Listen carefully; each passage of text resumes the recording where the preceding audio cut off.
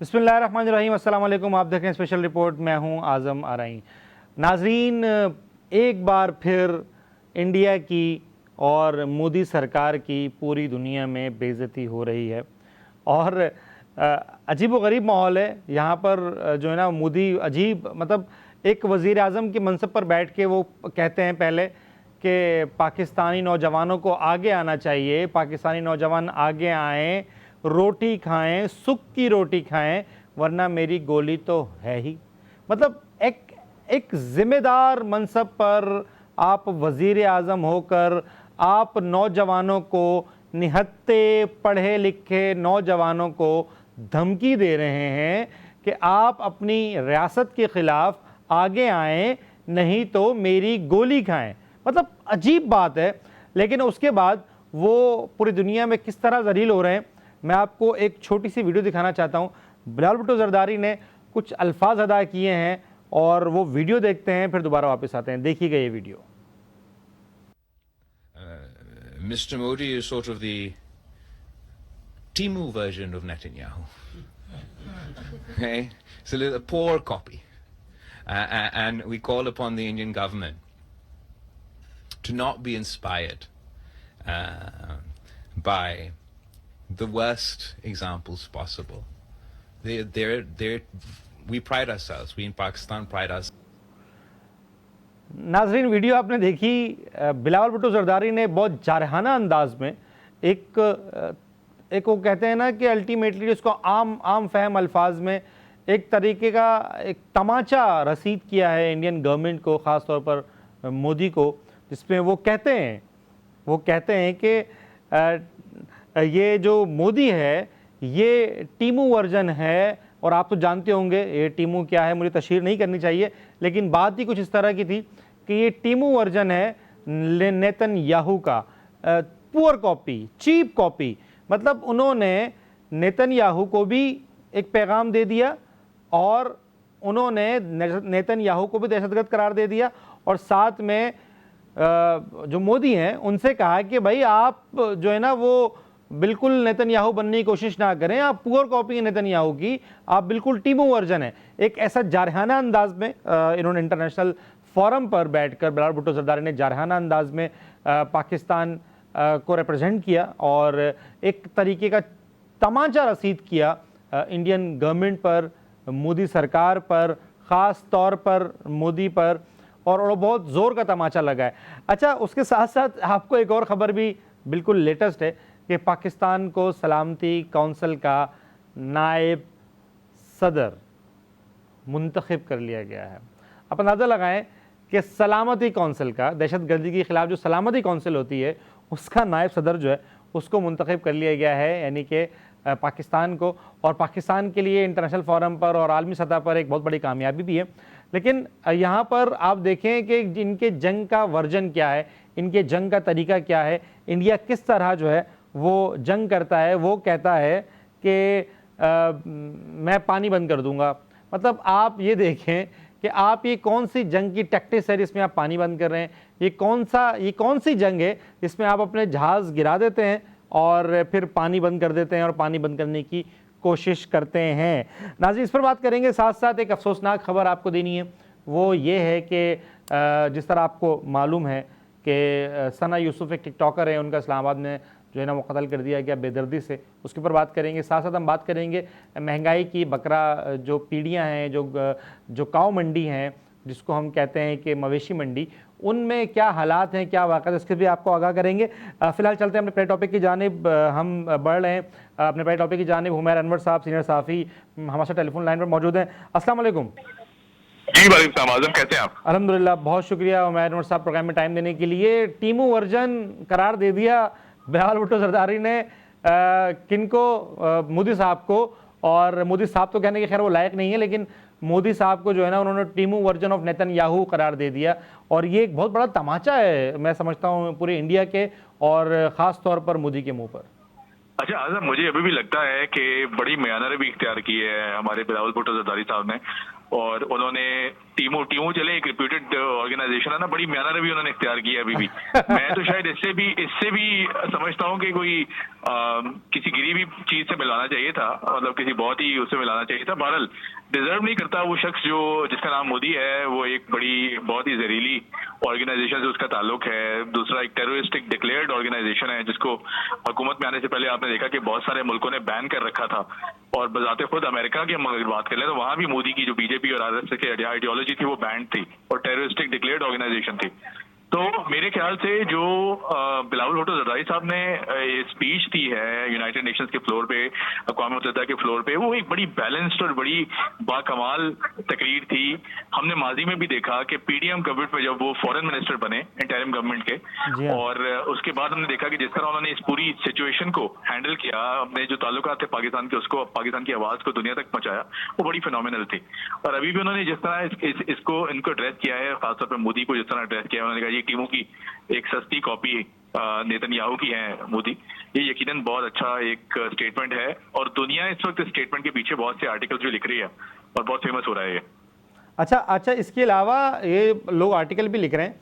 अच्छा हुमैर अनवर साहब, देखें इंटरनेशनल फोरम पर जितनी भी इंटरनेशनल मीडिया हो या इस तरह का यूनाइटेड नेशन का फोरम हो, प्रेस कॉन्फ्रेंसिस हो, आहिस्ता आहिस्ता वो जेट्स डाउन पर आ भी रहे हैं, लेकिन जलील पूरी दुनिया में हो रहे हैं, और ख़ास तौर पर चाइनीज़ उनको बहुत ज़्यादा जलील कर रहे हैं। और मुख्तलिफ़ किस्म की वीडियोस भी आपने देखी होंगी, सोशल मीडिया पर वायरल हैं, सोशल मीडिया पर गर्दिश कर रही हैं कि उनको जिस तरह मौका मिल रहा है चाइनीज़ उनको जलील कर रहे हैं। अच्छा, साथ साथ एक और ख़बर जो है ना वो भी अभी सामने आई है कि पाकिस्तान सलामती कौंसिल की इंसदाद दहशतगर्दी कमेटी का नायब सदर नामजद हो गया है। क्या आपको नहीं लगता कि ये एक बहुत बड़ी कामयाबी है कि अगर नामजदगी भी आई है तो बहुत बड़ी कामयाबी है? देखिए मैं आपको बताऊं, अभी आप तैयार हो जाएं बीइंग पाकिस्तानी या बीइंग मुस्लिम कंट्री के दुनिया ने पहली दफा पाकिस्तान की जो स्ट्रेंथ थी, जो स्ट्रेटेजिकल स्ट्रेंथ थी वो देखी है। और साथ साथ ना सिर्फ ये बल्कि हमने दुनिया को ये भी बताया कि हम बार बार जो पीस की बात करते थे कि we are a peace loving nation, we are a peace loving nation, हम कोई भी ऐसा एजेंडा या कोई भी ऐसा फ्रंट नहीं चाहते कि जहां जंग हो। हमने तो खुद बजाते खुद बहुत साल टेररिस्टिक एक्टिविटीज के खिलाफ जंग की है और अभी भी हम हालत जंग में है।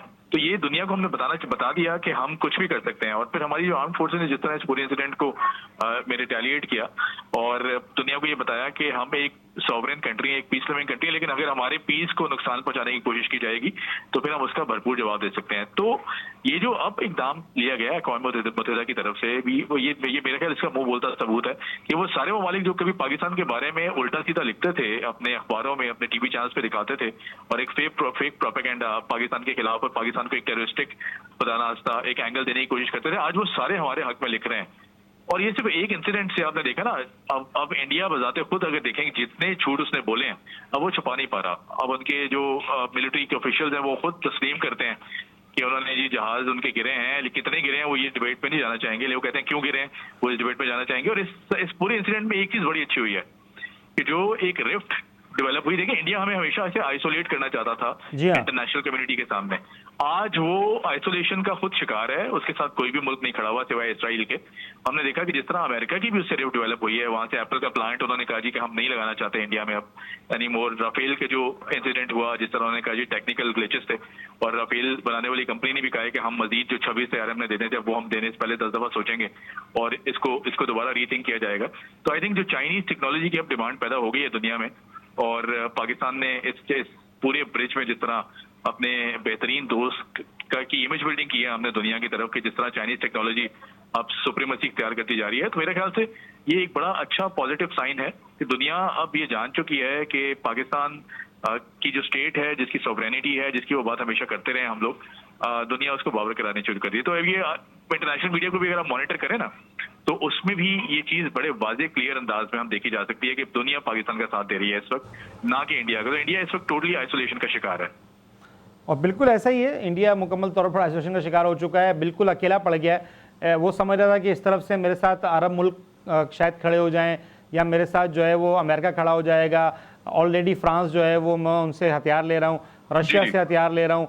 मतलब अभी आप देखें कि यहाँ पर अगर हम महाजराई देखें पाकिस्तान की, जो इंटरनेशनल फोरम पर उन्होंने जितने भी ममालिक थे जिसको इंडिया अपना दोस्त समझता था उनसे जाकर मिले भी और उनसे जाकर डील्स भी साइन करके आए और वहाँ पर तमाम तर चीज़ें बयान की और खुला डुल्ला, मतलब एक कॉन्फिडेंस के साथ पाकिस्तान ने इंडिया का प्रोपेगेंडा भी बेनकाब किया और साथ साथ जो है वो वहाँ पर जो सिफारती ताल्लुकात हैं उनमें मज़ीद बेहतरी भी लाई गई और उन ममालिक का शुक्रिया अदा किया गया जो पाकिस्तान के साथ खड़े थे। अच्छा उमर, ये तो थी पॉजिटिव बातें।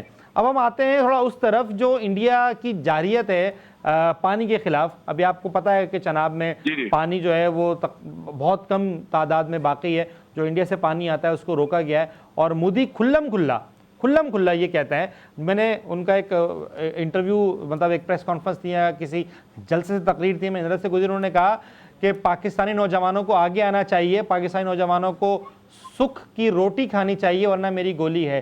एक वजीर आज़म को इस तरह की तकरीर, जो निहत्ते नौजवान पढ़े लिखे नौजवान हैं, आप उनको उकसा रहे हैं और दूसरी तरफ उनको धमकी दे रहे हैं या तो तुम उकसो या तुम अपनी रियासत के खिलाफ खड़े हो जाओ या मेरी गोली है। तो क्या एक वजीर आज़म को इस तरह की तकरीर करना जेब देता है? देखिए मैं आपको बताऊं, बिल्कुल जेब देता है। मैं मोदी माइंडसेट से और इंडियन माइंडसेट से और कुछ एक्सपेक्ट भी नहीं करता। बस आते खुद बीइंग अ जर्नलिस्ट, अगर मैं मॉनिटर करूं पिछले कुछ 10-15 साल को हम देखें या उससे पीछे भी चले जाएं, मोदी ने देखें जब गवर्नर था ना, ये जिस तरह हमने देखा कि गुजरात में जो फसादात हुए, फिर उसके बाद दीगर जो कुछ स्टेट्स हैं वहां भी हिंदू मुस्लिम फसादात हुए, इसके पीछे आरएसएस और बीजेपी के हमेशा हाथ रहे हैं और बड़े खुल्लम खुल्ला दहशतगर्दी करते रहे हैं। तो ये जो गोली वाली स्टेटमेंट है ना आजम, ये कोई बड़ी स्टेटमेंट नहीं है मोदी के लिए। मोदी की पर्सनैलिटी के बिल्कुल बरक्स हम देखते हैं कि जो पीस की बात इंडिया करता है या फिर सेक्युलर स्टेट होने की बात करता है, ऐसा हरगिज नहीं है। मोदी ने वो सारा सिस्टम हाईजैक कर लिया जो कि एक इंडियन सेक्युलर स्टेट प्लान कर रहे थे वो, या ग्रेटर इंडिया प्लान कर रहे थे। मोदी की जो टेररिस्टिक आइडियोलॉजी थी ना, उसने इस पूरे इंसिडेंट में उसको बहुत डैमेज किया। तो अब ये जो मैं हमेशा ये कहता हूँ कि एक निज़ाम इंसान का है, दूसरा निज़ाम अल्लाह पाक का है। अल्लाह पाक का निज़ाम क्या कहता है, स्लोली एंड ग्रेजुअली जो जुल्म की दास्तान लिखने जाते हैं ना, वो एक्सपोज होना शुरू हो जाते हैं। तो हमने देखा जो कनाडा में जिस तरह इंडियन जारियत का मुजाहरा किया गया, वहां सिख रहनुमा को कत्ल कराया गया सरेआम, फिर ऑस्ट्रेलियन गवर्नमेंट ने शिकायत की, फिर उसके बाद बरतानिया ने शिकायत की। तो ये आहिस्ता आहिस्ता एक ग्राउंड डेवलप होना शुरू हो गया था कुदरत की तरफ से भी, कि जो मकरू चेहरा था इंडिया का दहशतगर्दाना चेहरा, वो एक्सपोज होना शुरू हो गया था। और उसमें last nail in the coffin ये जो इंसिडेंट हुआ है 10 मई वाला, जो अल्लाह पाक ने हमें बर्तरी हासिल दी है, जो फतह हासिल की है हमने, अल्हम्दुलिल्लाह, ये जो last nail in the coffin था नहीं, उसने सर्व किया। और दुनिया इस वक्त खुल्लम खुल्ला ये कह रही है कि इंडिया एक टेररिस्टिक आइडियोलॉजी को लेके चल रहा है, दहशतगर्दाना रवैया लेके चल रहा है, जिसका सरगना मोदी है। और मोदी को मैं हमेशा ये कहता हूँ, देखें हम एक बड़ी तहजीब याफ्ता कौम है अल्हम्दुलिल्लाह, बीइंग पाकिस्तानी। हम कभी भी बदतमीजी नहीं करते। हम जर्नलिस्टिक एंगल में भी देखें, हमने कभी बदतमीजी नहीं की। बरक्स इंडिया का मीडिया देख लें आपके, किस तरह उन्होंने बिलो द बेल्ट जबान इस्तेमाल करते हैं। लेकिन मैं हमेशा ये कहता हूँ कि एक चीज जरूर बाबर करानी चाहिए, हम मोदी को साहब बिल्कुल ना कहें। जिस तरह का वो शख्स है, जिस तरह का वो टेररिस्टिक एक्टिविटीज में इन्वॉल्व रहा है, अभी भी कर रहा है, उसका मुंह बोलता सबूत अब देखा ना आपने, जिस तरह कश्मीर को उठा लें, पहलगाम में जो वाकया होता है, ये मोदी ने अपने लोग खुद मरवाए हैं। जी हाँ। और इन्हीं लोगों को मरवाने के बाद वो चाहता था कि वो बिहार इलेक्शन में बड़ा अच्छा परफॉर्म करेगा। और let me tell you one thing, Bihar election तो अभी अक्टूबर नवंबर में होने जा रहे हैं, पर मैं आपको एक बात बता दूं कि बिहार में जिस तरह की शिकस्त अब मोदी को होने जा रही है इस पूरे इंसिडेंट के बाद, क्योंकि इंडियंस अब साथ नहीं है उसके, और इंडियंस भी ये चीज जान चुके हैं, जो उनकी कौम है वो जानती है कि ये हर बार जिस तरह का एक दहशतगर्दी का फ्रंट खोला जाता है जिसमें उनके अपने मासूम लोग मारे जाते हैं। देखिए अवाम तो मासूम होती है दोनों तरफ की। जी हाँ, बिल्कुल ऐसे ही है। जिस भी मुल्क की अवाम वो मासूम होती है, हम तो उनको भी कहेंगे, हम उनके साथ हैं। जो विक्टिमाइज मोदी की जारियत का विक्टिमाइज हुए पहलगाम में भी, हम उनकी फैमिलीज के साथ भी इज़हार यकजहती जरूर करेंगे कि मासूम इंसान की जान लेना कोई देखे ना, हमारा तो दीन हमें सिखाता है कि एक इंसान का कत्ल, कहीं ये नहीं बोला गया कि मुसलमान का, उन्होंने कहा जी इंसान का कत्ल, एक इंसान का कत्ल पूरी इंसानियत का कत्ल है। बिल्कुल ऐसे ही। हम तो बीइंग मुस्लिम्स इसी आइडियोलॉजी को लेके चलते हैं कि हम एक अमन पसंद कौम है। हम चाहते हैं कि हमारे साथ हमारी अकलियती बिरादरी जो कि हिंदू, ईसाई, पारसी, सिख सब हमारे साथ मिलके रहें, एक झंडे के नीचे रहें। हमने तो झंडे में जगह दे दी अकलियतों को। पर इसके बरक्स हम जब इंडिया की बात करते हैं तो वो खुलेआम देखें ना, एक सेक्युलर इंडिया या एक जो उन्होंने नारा कभी लगाया था वो हमें दिखाई नहीं देता। अब द ग्रेटर भारत और ग्रेटर इंडिया का कॉन्सेप्ट ये है जो हिंदुत्व की आइडियोलॉजी पे खड़ा है कि सिर्फ हिंदू सुप्रीमेसी रहेगी, बाकी सबको क्रश कर दिया जाए, जिसमें मुसलमान भी हैं, जिसमें सिख भी हैं, जिसमें दीगर क्रिश्चियनिटी भी आ जाती है, उन सबको क्रश कर दिया जाए। और मेरे ख्याल से इस्लाम का डंका वहां भी हम देख रहे हैं कि जिस तरह की अब दे आर टेरिफाइड कि जिस तरह दुनिया और एक्सपोज करती जा रही है, तो उनको ये भी टेंशन होती जा रही है कि जो इस्लामिक सुप्रीमेसी है वो इवेंचुअली प्रिवेल होती जा रही है, और इंडिया के अंदर भी। तो आई थिंक मोदी की जिस तरह की इंसिडेंट सब इख्तियार करता जा रहा है ना, वो एक ऐसा जख्मी हाथी है कि उसको खुद भी समझ नहीं आ रहा कि इस जख्म को हील करने के लिए मुझे हॉस्पिटल जाना है या मुझे कहीं कहीं और जाना है, उसको भी समझ नहीं आ रहा। तो ये इंशाल्लाह इवेंचुअली, जिसका हम एक जिक्र किया करते थे ना, कभी अपने बड़ों से सुनते थे कि इस्लाम का मुंह बोलता जो झंडा है ना वो पूरी दुनिया में लहराएगा। I think this is a start, और ये पाकिस्तान वाहिद मुल्क है जहाँ से ये सारा इनिशिएट होगा, एंड इवेंचुअली जितनी बाकी जो मुल्क दुश्मन अनासिर हैं वो भी पाकिस्तान आहिस्ता आहिस्ता दुनिया के सामने एक्सपोज करता जा रहा है। और अल्लाह पाक ने भी बड़ा हमारा साथ दिया है, जिस तरह की फतह हमें दी है इंडिया के खिलाफ। एक रात के अंदर हमने इंडियन जो मकरू चेहरा था वो हमने चंद घंटों के अंदर हमने दुनिया को बता दिया कि इंडिया ने क्या किया और पाकिस्तान ने उसका जवाब किस तरह दिया। अच्छा, बिल्कुल सही कहा आपने, और मैं आपकी बात की तायद करता हूँ कि हम एक तहजीब याफ्ता कौम हैं, और जिस तरह आपने कहा है कि मोदी जैसे शख्स को जो है ना वो साहब कहना भी मुनासिब नहीं है, और बिलावल भुट्टो ज़रदारी साहब ने जो अल्फाज इस्तेमाल किए वो बहुत बेहतर अल्फाज थे अकॉर्डिंग टू हिज पर्सनैलिटी। जिस तरह का मोदी शख्स है उस तरह की पर्सनैलिटी के हिसाब से उन्होंने पुअर कॉपी कहा, चीप कॉपी कहा, लेकिन इससे मज़ीद सख्त अल्फाज इस्तेमाल करने चाहिए थे। लेकिन मैं भी आप भी साफ़ी हैं और हम भी यहाँ पर बैठ के प्रोग्राम कर रहे हैं। हमने हमेशा एक चीज़ हमारे इदारों ने, हमारी गवर्नमेंट ने, हमारी सेंसर बोर्ड ने हमें हमेशा एक बात सिखाई है कि आप झूठ पर मबनी खबर ना दें और ख़बर की तहकीक करें। और हम तो यहाँ पे अगर यहाँ बैठे होते हैं तो पीछे से आवाज़ आ जाती है, भाई इस खबर की तस्दीक नहीं, खबर मत दीजिएगा। तो मतलब कहने का ये है कि वहाँ पर आज उनकी आर्मी खुद एक्सेप्ट कर रही है कि हम 15% वक्त ज़ाया हुआ हमारा सिर्फ फेक न्यूज़ की वजह से, जो कि उनकी स्टेट कंट्रोल मीडिया जो थी वो फेक खबरें फैला रही थी। और आपने मासूम का लफ्ज़ इस्तेमाल किया आवाम का दोनों तरफ की, तो मैं ये समझता हूँ कि हमारी पाकिस्तान की आवाम तो मासूम है, लेकिन शायद इंडिया की जो एक्सट्रीमिज़म, जो एक्सट्रीम आवाम है, जो बहुत अपने आप में एक्सट्रीम है, अपने मज़हब को भी लेकर और पाकिस्तान के ख़िलाफ़ बुक्स को भी लेकर, वो मासूम नहीं है, वो शायद बेवकूफ़ है जो इनकी मीडिया की झांसे में आता है। जबकि सोशल मीडिया है, इंटरनेशनल आउटलेट्स हैं जिस पे बात हम कर सकते हैं। लेकिन हुमैर, मुझे सिर्फ एक बात आखिरी बताइएगा कि अब पानी का क्या होगा? हम क्या पानी के ख़िलाफ़ जंग करने जा रहे हैं, जैसा कि हमारे जो जो हमारे वज़ीर हैं, जो वज़रा हैं, और ख़ास तौर पर अगर हम बात करूँ ख्वाजा साद रफ़ीक साहब के जो वज़ीर दिफ़ा हैं, उन्होंने कहा था कि हम अगर इंडिया ने हमारा पानी रोका तो हम इसको जंग की सूरत इसको तसव्वुर करेंगे और फिर हम उनके जो है ना वो इसके खिलाफ जंग करेंगे। तो पानी तो रोक चुके वो हमारा। जी देखिए, हमारे डिफेंस मिनिस्टर ने, ख्वाजा आसिफ साहब ने बड़ा क्लियरली ये पैगाम दिया था कि पानी जो हमारा ना, हमारी जो कहेंगे रेड लाइन है, इसको क्रॉस ना किया जाए। इसको क्रॉस किया जाएगा, कोई डैम बनाने की कोशिश की जाएगी तो हमारी एयरफोर्स ने 6 तैयारे गिराए ना, हम उसके बाद ना सिर्फ 6 तैयारे गिराएंगे, हम 100 तैयारे गिराने की भी अहलियत रखते हैं। और ना सिर्फ ये, बल्कि कोई भी डैम अगर आपने इन वाटर रिजर्वायर्स पे बनाने की, यानी इन रिवर्स पे बनाने की कोशिश की, तो हम वो तबाह करेंगे। और फिर हमारे आर्मी चीफ साहब honourable field marshal Asim Munir साहब ने भी ये बात की कि जिस तरह पाकिस्तान ने अभी जवाब दिया है वाटर टेररिस्टिक एक्टिविटीज को भी हम उसी तरह जवाब देंगे, आड़े हाथों लेंगे। और अगर हमारा पानी ना खोला गया, यानी इस मुआहदे की मुसलसल खिलाफ वर्जी की गई, तो ना सिर्फ ये बल्कि हम ऐसा जवाब देंगे फिर दुनिया देखेगी। हमने देखा कि हमारे जो आर्मी के स्पोक्स पर्सन है उन्होंने भी बड़ा क्लियर मैसेज दिया था कि वाटर टेररिज्म हम हरगिज बर्दाश्त नहीं करेंगे, और अगर हुआ तो हम ये जंग भी की जाएगी, इसका जवाब भी दिया जाएगा और इसको जबरन अपना हक जो है वो लिया जाएगा।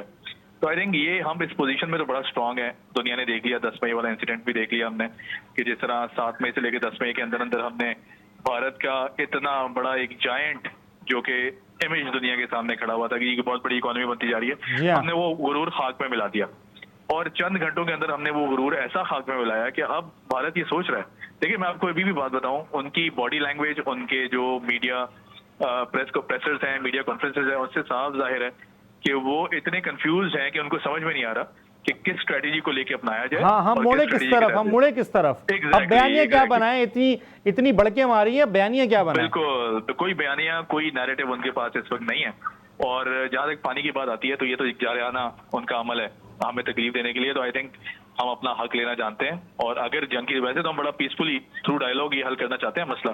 हमने दुनिया को भी ये बताया बार बार, और अगर ये डायलॉग के थ्रू हल नहीं होता तो फिर I think war is inevitable, उसको रोकना मुश्किल हो जाएगा, क्योंकि हमने अपना हक तो लेना ही लेना है। और फिर हमारी आर्म्ड फोर्सेस तो इस वक्त हर वक्त तैयार हैं कि उन्होंने कहा जी कि हम अगर ये डायलॉग के थ्रू नहीं होता तो फिर हम जबरन इंडिया से अपना हक वापस लेंगे। नहीं, तो मेरा ख्याल- अल्टीमेटली ये बातें जो है ना वो इंटरनेशनल जो फॉरम्स हैं और जो आलमी बरादरी है वो अल्टीमेटली इसमें इन्वॉल्व होगी। उसकी वजह ये है कि दोनों ममालिक एटमी पावर ममालिक हैं, और खुदा ना खास्ता कोई इस तरह की अल्लाह ना करे कोई इस तरह की मज़ाहमत या जंग होती है तो उसका इफेक्ट तो पूरी दुनिया बियॉन्ड दी बाउंड्रीज जाता है। आजम ये हमारे बिलावल भुट्टो जरदारी साहब ने यूनाइटेड नेशंस के फ्लोर पर बड़ा क्लियरली कहा कि अगर खुदा ना खास्ता एटमी हथियार इस्तेमाल होते हैं तो उससे सिर्फ पाकिस्तान इंडिया का नुकसान नहीं होगा, उसमें उससे पूरी दुनिया को नुकसान पहुंचेगा, सराउंडिंग रीजन उनको भी नुकसान पहुंचेगा। तो ये आई थिंक इतना एक्सट्रीम पे जाना इंडिया को रियलाइजेशन होनी चाहिए। देखिए हम बहैसियत एक कौम पिछले 30 से 40 सालों से टेररिस्टिक एक्टिविटीज को फेस कर रहे हैं, हम वॉर अगेंस्ट टेरर का हिस्सा रहे हैं, हमने बड़ा प्रोएक्टिवली वॉर अगेंस्ट टेरर में फाइट किया है और हमने बड़ी कुर्बानियां दी हैं। तो हम अभी भी देखेंगे, घबराएंगे नहीं, हमारा एक एक बच्चा तैयार है अपने हक के लिए, और अपने इस्लाम को डिपेंड करने के लिए, अपने मजहब को डिपेंड करने के लिए, और फिर अपनी आइडियोलॉजी और अपनी जो हमारी नेशनलिटी है बीइंग पाकिस्तानी उसको डिपेंड करने के लिए। तो जो हमारी ये सरजमीन है ना, ये पहले भी कुर्बानियों से हासिल की गई थी, अगर इस पे फिर आंच आती है और हमारा हक मारा जाता है तो हम फिर उन कुर्बानियों को दोहराने के लिए तैयार हैं। बिल्कुल ऐसा ही है, और हमारा बच्चा तैयार है। और जैसा कि आपने कहा कि साउथ एशिया में सबसे बड़े जो है ना वो दहशतगर्दी की टेररिज्म के सबसे बड़ा विक्टिम पाकिस्तान है, जिनकी आम लोगों ने भी और हमारे जो फौजी जवान उन्होंने भी इसकी बड़ी कुर्बानियाँ दी हैं। लेकिन एक बात तो बिल्कुल वाज़ेह और क्लियर एंड लाउड है कि जिसने पानी बंद किया है वो हमेशा जलील हुआ है, चाहे वो यजीद हो या मोदी हो। बहुत शुक्रिया उमर अनवर साहब प्रोग्राम में टाइम देने के लिए। आप गुफ्तगू कर रहे थे बिलावल भुट्टो जरदारी साहब के हवाले से। नाज़रीन, प्रोग्राम को आगे बढ़ाते हैं और चलते हैं हमारे अगले टॉपिक की जानिब। नाज़रीन, पाकिस्तान में रहना ख़ास तौर पर ख़वातीन के लिए, बच्चों के लिए, अगर हम कराची की बात करें तो कराची में दिन दिहाड़े ख़वातीन के पर्स छीन लिए जाते हैं, बच्चों की बालियां नोच कर बच्चों को गटर में फेंक दिया जाता है, और अगर कोई ना कर दे तो उसको कत्ल कर दिया जाता है। क्या पाकिस्तान में लाकानूनियत हो गई है? क्या हम इंटरनल जंग भी लड़ रहे हैं बैरूनी जंगों के साथ साथ?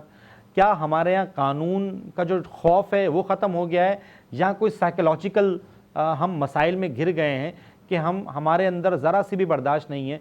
आप सलमान फ़ारूकी साहब का वाक़या ले लें, आप ये सना जो टिकटॉकर हैं इनके कत्ल का वाक़या ले लें, और उस बच्चे की एज देखें, उस बच्ची की एज देखें, वो बच्ची 17 साल की बच्ची को खामोश करा दिया गया, और जो कातिल है उसकी ख़ुद की उम्र 22-23 साल है। अब यहाँ से अंदाज़ा लगाएं कि 22-23 साल का बच्चा, उसके पास वेपन कहाँ से आया, उसने इतने धड़ल्ले से वेपन कैसे यूज़ किया, उसने ये प्लानिंग कैसे की, और इतना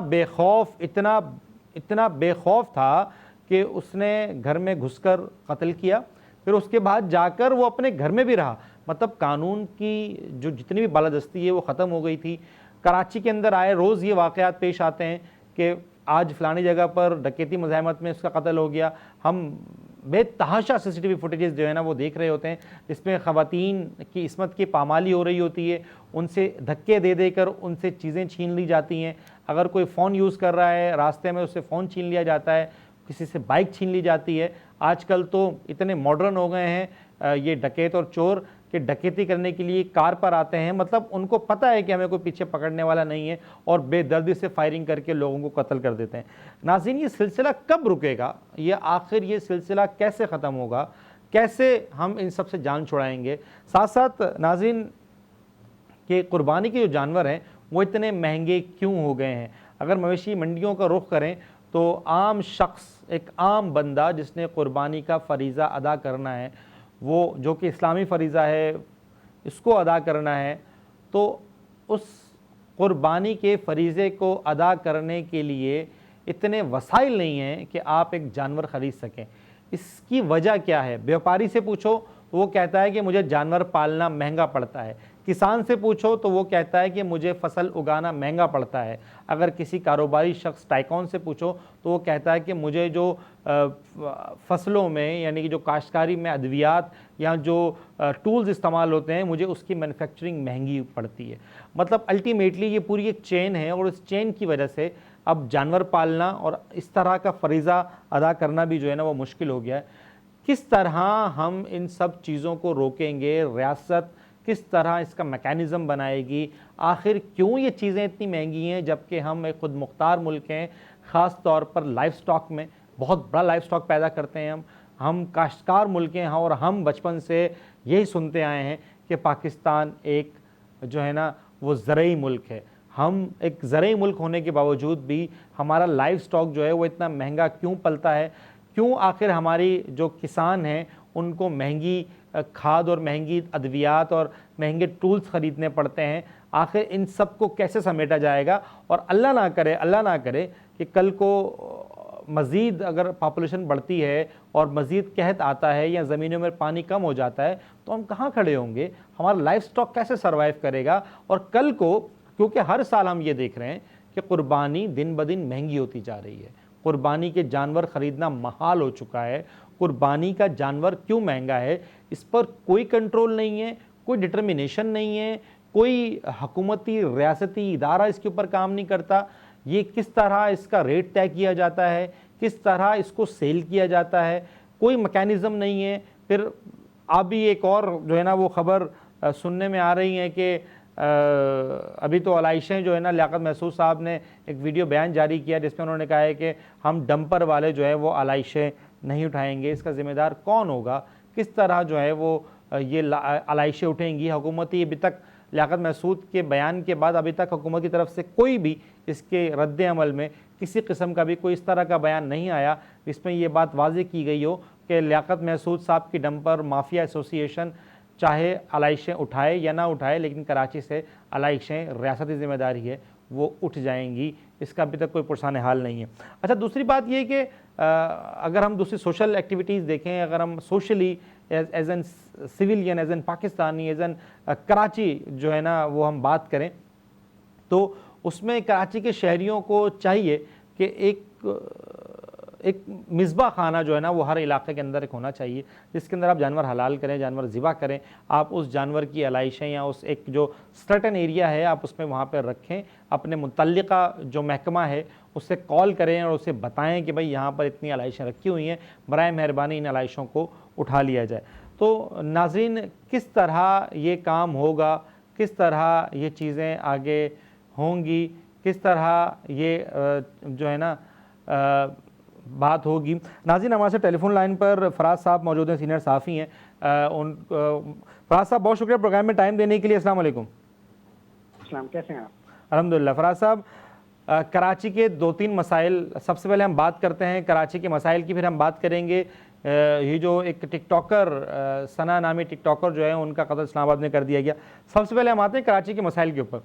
तो इस वक्त जो कराची के मसाइल हैं उसमें एक बड़ा मसला है कि कुर्बानी जो है ना वो बहुत महंगी हो गई है। उसमें जो आज मवेशी मंडी है उसमें एक आम शख्स जो एक नॉर्मल सैलरीड पर्सन है वो बकरा या गाय नहीं ख़रीद सकता, बल्कि हिस्सा भी नहीं डाल सकता, इतने महंगे हो गए। साथ साथ लियाकत महसूद साहब ने कह दिया है कि हम अलाइशें नहीं उठाएंगे। इसका क्या हल निकलेगा? ये बहुत दो इम्पोर्टेंट लेकिन दो बिल्कुल डिफरेंट आप लोगों ने बातें की हैं। अभी फ़िलहाल हम वन बाय वन इनके ऊपर बात जी बिल्कुल। सबसे पहले तो आपने बात की है जनाब कि महंगाई और कुर्बानी का।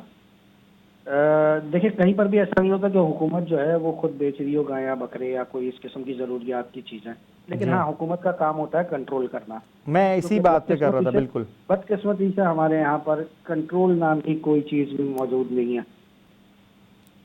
इसकी सिंपल एक ही वजह है, वो ये है कि हमारी हुकूमतें अवाम से और अवाम हुकूमतों से लाताल्लुक हो चुके हैं। हाँ,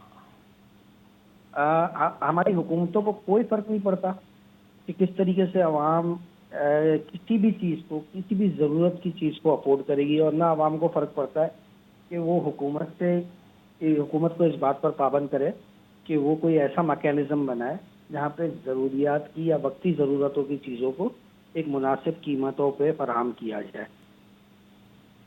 हम आज 25-30-40 साल पहले तक एक प्राइस कंट्रोल मैकेनिज्म हुआ करता था इस शहर में, उसके बाद भी कुछ अरसे चला, लेकिन अब वो बिल्कुल ख़त्म हो गया, बल्कि इस पूरे मुल्क में ख़त्म हो गया है। किसी चीज़ का भी कोई प्राइस कंट्रोल नहीं है, हर प्रोडक्ट के ऊपर एक माफिया आकर बैठ गई है। वो माफिया दूसरी माफिया को जिम्मेदार करार देती है, वो दूसरी माफिया तीसरी माफिया को जिम्मेदार करार देती है, लेकिन एंड ये है कि पिस आवाम रही है मुकम्मल तौर पर आवाम पिस रही है। बिल्कुल। अब आपने बात की इस वक्त कुर्बानी के जानवरों की, आप किसी भी मवेशी फरोख्त करने वाले शख्स के पास जाएं, व्यापारी के पास जाएं और उससे बात करें तो वो आपको 25 चीज़ें गिनवा देगा कि भाई हमने इसको पाला है तो चारा महंगा हो गया, तो फिर टैक्स लग गया, तो फिर मंडी लेके आए तो ट्रांसपोर्टेशन महंगी हो गई, तो फिर मंडी के अंदर लेकर आने की फीस महंगी हो गई, तो फिर इसके बाद जो है वो मंडी में हमें पानी भी महंगा दिया जा रहा है, चारा भी महंगा दिया जा रहा है और दूसरे मामलात हैं। तो वो आपको सारी जो है A to Z सारी चीज़ें गिनवा देगा। बात यह है कि हुकूमती सतह पर किसी किस्म का कोई भी मैकेनिज्म मौजूद नहीं है। मैं और आप साल में एक बार मवेशी की खरीदारी करते हैं ईद के मौके पर, लेकिन वो चीज़ें जो हम रोज़ बरोज़ हमारे इस्तेमाल में रहती हैं, पूरा पाकिस्तान रोज़ खरीदारी कर रहा होता है, उन प्रोडक्ट्स पर भी कोई भी प्राइस कंट्रोल मैकेनिज्म गवर्नमेंट की तरफ से नहीं है, जो कि इंतहाई शर्मनाक है। बिल्कुल ऐसे ही है। अच्छा, अभी इसके ऊपर पूरी दुनिया में एक मैकेनिज्म होता है, एक प्राइस कंट्रोल होता है। मैं भी यही बात कर रहा था कि जब जानवर लेकर आते हैं तो एक बड़ी गहमा गहमी है। वो कहते हैं चारा महंगा है, हम यहाँ पर लेकर आए हैं, ट्रांसपोर्टेशन पड़ती है। अगर हम अंदरूनी पंजाब से या अंदरूनी सिंध से लेकर आते हैं, हमें ट्रांसपोर्ट पड़ती है। फिर अगर हम दूसरे शहरों से लेकर आते हैं, ट्रांसपोर्ट पड़ती है। फिर हम एंट्री जो मवेशी मंडी है उसके अंदर एंटर होने के हम पैसे देते हैं, प्लस फिर हम जो यहाँ पर रहते हैं उसका टेंट का किराया देते हैं, बिजली का किराया देते हैं, और बाहर से हम कोई भी चीज़ अंदर नहीं ला सकते। जो वहाँ पर लोकल, जो वहाँ पर चीज़ें हैं, जो वहाँ पर व्यापारी हैं, आपने घास वगैरह, पानी वगैरह उनसे ही ख़रीदना है। पानी का भी कोई इंतज़ाम नहीं है, रहने का भी कोई इंतज़ाम नहीं है, ना मवेशियों की सफाई सुथराई का कोई इंतज़ाम है। जो भी खर्चा करना है आपने जेब से खर्च करना है। रियासत ने इसके ऊपर से मुकम्मल तौर पर आदत डाली है कि हम मवेशियों को पानी तक भी हम फराहम नहीं करेंगे। आपने पानी भी यानी कि लीटर के हिसाब से पानी जो है ना वो अपने ख़रीद के जानवर को पिलाना है। तो अल्टीमेटली इसका बर्डन तो आवाम के ऊपर ही आएगा ना। डेफिनेटली हर चीज़ का बर्डन आवाम के ऊपर आता है, और इसका मसला ये है कि बेसिकली देखें, हम आवाम की भी गलती है ना। जब हमें सेहत नहीं दी तो हम प्राइवेट सेक्टर पे चले गए, जब हमें एजुकेशन नहीं दी तो हम प्राइवेट सेक्टर पे चले गए, जब हमें सिक्योरिटी नहीं दी तो हम प्राइवेट सेक्टर पे चले गए। गवर्नमेंट को पता है ये आवाम चीखेगी नहीं, जो चीज़ हम नहीं देंगे ये खुद खरीद के वो चीज़ इस्तेमाल करेगी। आज से 10, 15, 20, 25, 30 साल पहले तक हमारे घरों के जो नलकों में पानी आता था वो उस क्वालिटी का होता था कि हमारे घरों में पिया जाता था। बिल्कुल ऐसा ही है। तकरीबन हमारे लोग जो है वो पानी खरीद के पी रहे हैं। ऐसा ही है। तो गवर्नमेंट हमारी, मुझे लगता है कि शायद हमारे आने वाली जो नस्ल है, हमारे बच्चे, वो तो ऑक्सीजन भी खरीद के इस्तेमाल करेंगे। गवर्नमेंट उसके ऊपर भी कोई ना कोई वो करेगी, क्योंकि हमें और उसमें हमें फर्क भी नहीं पड़ेगा। रीजन ये है कि हमें बोलने की अब आदत नहीं रही है, खत्म हो गई है। हाँ, करेज नहीं रहा कि हम बोले, अपने अपने जायज मामलात के लिए भी बोले। हमारे अंदर किसी किस्म का करेज नहीं रहा है। ठीक है। अच्छा, बताइएगा, लियाकत महसूद साहब जो है ना उन्होंने एक वीडियो बयान जारी किया। उन्होंने कहा कि कराची में जो है ना डंपर माफिया एसोसिएशन जो है वो आलाइशें नहीं उठाएगी जब तक हमारे मुतालबात पूरे नहीं होते। हमारे 26 डंपरों को आग लगाई है, हमें उसका कोई भी मुआवजा नहीं दिया गया, उसका कोई भी हमें उसका अल्टरनेट सोल्यूशन नहीं दिया गया। लेकिन जो लोग हमने कत्ल किए हैं वो माफ़ कर दें और हमें जो डंपर जलें उनका मुआवजा दे दें, फिर हम आलाइशें उठाएंगे। मैं चाहूँगा कि आप खुद को थोड़ा सा करेक्ट करें। सबसे पहले तो मैं चाहूँगा कि आप बोले हाजी लियाकत महसूद साहब, और इसके बाद जो है वो थोड़ा सा उनको जो मामलात है उनको इज्जत से बात करें। रीज़न ये है कि देखें, उनकी किसी भी धमकी पे कोई एक्शन नहीं होना, हमारी बात करने पे FIR कट जानी है भाई। ओके ओके ओके भाई, माफ़ी, पेशगी माफ़ी, यार उनसे पेशगी माफ़ी मांग लेनी चाहिए, क्योंकि ये पिछले महीनों में ही ये बात साबित की है हमारी गवर्नमेंट ने। बिल्कुल ऐसा ही है। तो वो कत्ल भी कर दें तो चर्चा नहीं होता, और मूव भी करेंगे तो हो जाएंगे बदनाम ना। बिल्कुल ऐसा ही है। तो यहाँ पर जल जाते हैं भाई, वो बहुत ऊंची चीज़ है। तो हम अगर उनको यहाँ पर माफिया कहेंगे, कातिल कहेंगे या माफिया का सरगना कहेंगे, तो शायद हम जो है वो अपनी ईदें हमें पाबंद सलासल होकर गुजारनी पड़ेंगी। अच्छा, मुझे बड़ा अफसोस हो रहा था जब मैं वीडियो देख रहा था फराज साहब, बड़ा अफसोस हो रहा था कि वो किस कॉन्फिडेंस से बात कर रहे थे और कह रहे थे कि हमारे मुतालिबात अगर पूरे नहीं होते, हुकूमत हमसे बात नहीं करती, हमारे 26 डंपर जले हैं जो लोगों ने जला दिए हैं एक्सट्रीमिस्ट ने, वो उनका कोई मुआवजा कोई अभी तक नहीं दिया गया। लेकिन उन्होंने एक दफ़ा भी ये जिक्र नहीं किया कि जो हमारे डंपर्स ने लोगों को कत्ल किया है, हमने उसके इतने ड्राइवर्स गिरफ्तार करवा दिए हैं, या इतने मालिकान जो हैं वो जेल में हैं, या इतने मालिकान के ख़िलाफ़ जो है वो हमने मुकदमा दर्ज करवाया है और पुलिस के हवाले किया है। इसके ऊपर उनको शर्म भी नहीं आ रही है बोलते हुए। और बड़ी हैरत की बात है कि अभी तक गवर्नमेंट ऑफिशियल्स का कोई रद्द अमल नहीं आया। मोटरसाइकिल के पीछे एक बिल्ली का बच्चा आ गया था, मुझे 3 दिन तक नींद नहीं आई थी। हकीकत है, बिल्कुल हकीकत है। सही है ना? बिल्कुल मेरी गाड़ी के आगे कोई 5 साल पहले एक कुत्ता आ गया था, अभी आज तक मैं उसको याद करता हूँ। मेरे ख्याल में शायद हमारी औकात जो है, हम कराची वालों की औकात इनकी नज़र में उस बिल्ली के बच्चे और उस कुत्ते से भी ज़्यादा करना। बिल्कुल ऐसा ही है, बिल्कुल आपने बजा फरमाया, आपने तो बात ही ख़त्म कर दी। चलें अब चलते हैं। सना यूसुफ का कत्ल हो गया इस्लामाबाद में, घर में घुस कर एक 17 साल बच्ची का, बहुत अफसोसनाक, बहुत बेदर्दी से कत्ल हुआ। टिकटॉकर थी, बहुत खुशमिजाज थी। मारने वाला 22 साल 23 साल का लड़का है। फराज साहब, हमारे बच्चे किस तरफ जा रहे हैं? बहुत बहुत इंतहाई अफसोसनाक सूरत हाल है। और हमारी गवर्नमेंट अगर के मजम्मत करे इन चीज़ों की, तो फिर मेरे ख्याल में शायद उनके करने का काम जो है वो फिर हमें उम्मीद रखनी चाहिए कि इंडिया की गवर्नमेंट या इसराइल की गवर्नमेंट या अमेरिका की गवर्नमेंट आगे करेगी। देखें, बात यह है कि जब आप एक वक्त आ जाए कि अगर आप अपने माशरे को डी वेपनाइज ना कर सकें, तो फिर जरूरी हो जाता है उस माशरे को वेपनाइज कर दें। बिल्कुल ऐसा है। ठीक है, अब ये चीज बारहा बड़ी गहरी बात कर दी फराज साहब आपने। बिल्कुल। अब चाहे वो कराची के अंदर होने वाले तवातुर के साथ वाकयात हों, चाहे पंजाब में हो, हमारा माशरा जो है, हमारी हुकूमतें नाकाम हो चुकी हैं इसको डी वेपनाइज करने में। बिल्कुल ऐसा ही है। मेरे ख्याल में शायद हम तरक्की याफ्ता ममालिक में भी ऐसा होता है। आप अमेरिका की मिसाल देख लें और दूसरे बहुत सारे ममालिक हैं जिन्होंने अपने माशरे को वेपनाइज कर दी है। सही। अब हमें इस बारे में हमारे अरबाब इख्तियार को, अगर वो समझते हैं कि उनकी जिम्मेदारियों में शामिल है, तो सोचना पड़ेगा कि अगर हम आवाम को सिक्योरिटी, उनकी जानो माल का तहफ़्फ़ुज़ नहीं फराहम कर सकते, तो एटलीस्ट इतना कर दें कि हम अपने माशरे को वेपनाइज कर दें, खुला कर दें असला। 20-20, 15-15 हज़ार रुपये में जैसे हम एक हमारे घर के लिए किसी बच्चे के लिए मोबाइल खरीदते हैं ना, वैसे उसको हम पिस्टल दिला के देते हैं कि भाई कोई आए मारने के लिए तो उससे पहले तुम मार देना। बिल्कुल ऐसा ही है। इसी सिर्फ यही एक रास्ता रह गया है इस वक्त इस तमाम चीज़ों को कंट्रोल करने का। इसके अलावा और कोई मैकेनिज्म नहीं है जिसको अपनाकर हमारी हुकूमतें जो है वो इन चीज़ों को कंट्रोल कर सकें। ये लोग आपस में फुटबॉल खेलते रहते हैं। वफाक अपने मामलात सूबों पे डालता है, सूबे अपने मामलात वफाक पे डालते हैं। जब ये फुटबॉल से थक जाते हैं तो कह देते हैं कि भाई दूसरे सूबे से इतना आ रहा है, वो सूबा जिम्मेदार है, कबायली इलाकों से आ रहा है तो वहाँ की इंतजामिया जिम्मेदार है। हम सिर्फ और सिर्फ ये लॉलीपॉप ले रहे हैं और मर रहे हैं। ठीक है जी, बिल्कुल बजा फरमाया आपने कि हम सिर्फ लॉलीपॉप्स पर जिंदा हैं और वो भी लॉलीपॉप अपने पैसों से टैक्स देके ख़रीदते हैं। बहुत शुक्रिया फराज साहब, प्रोग्राम में आप टाइम देने के लिए। नाज़रीन, पाकिस्तान का मुआशरा किस तरफ जा रहा है? पाकिस्तान में ये पाकिस्तान का इंटरनल माहौल बड़ा ख़तरनाक हो चुका है। छोटे छोटे बच्चों को कत्ल किया जा रहा है, छोटे छोटे बच्चों का रेप हो रहा है। अभी एक अफसोसनाक खबर है कि एक शौहर के सामने बीवी का रेप कर दिया गया। हमारा मुआशरा किस तरफ जा रहा है? बस अफसोस के साथ कहना पड़ता है कि हमारी हुकूमतें, हमारी जो इदारे हैं, ख़ास तौर पर कानून नाफिज करने वाले इदारे जो इस वक्त जो प्राइमरी काम है पुलिस का है, वो इन सब में नाकाम हो गई। चाहे वो सिंध पुलिस हो, चाहे वो पंजाब पुलिस हो, चाहे वो किसी और शहर की पुलिस हो, तकरीबन तमाम तर सूबों का यही हाल है।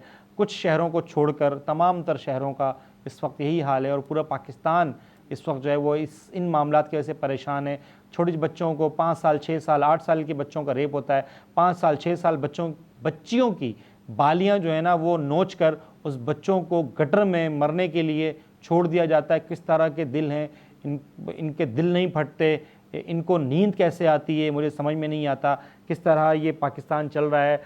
पाकिस्तान मुझे एक बड़े एक सदर पाकिस्तान जो थे उनके एक अल्फाज याद आते हैं कि पाकिस्तान का अल्लाह हाफिज़ है। तो पता नहीं किस तरफ जाएगा, अफसोस के साथ ये खबरें देनी पड़ती हैं और फिर गुस्सा भी आता है कि हम किस तरफ जा रहे हैं, हमारा माशरा किस तरफ जा रहा है, आखिर क्यों हम एजुकेट करने में नाकाम हैं, आखिर क्यों हम इन सब चीज़ों को कंट्रोल करने में नाकाम हैं, आखिर क्या वजह है कि हमारे मुल्क के अंदर ही इतने मसाइल हैं, फिर हम बैरूनी क़ुव्वतों से कैसे मुकाबला करेंगे। पर नाज़रीन, ये था आज का प्रोग्राम। आपसे मुलाकात होगी अगले प्रोग्राम में। अपना बहुत सारा ख्याल रखिएगा। मुझे दीजिए इजाज़त। अल्लाह नेगेबान। पाकिस्तान जिंदाबाद।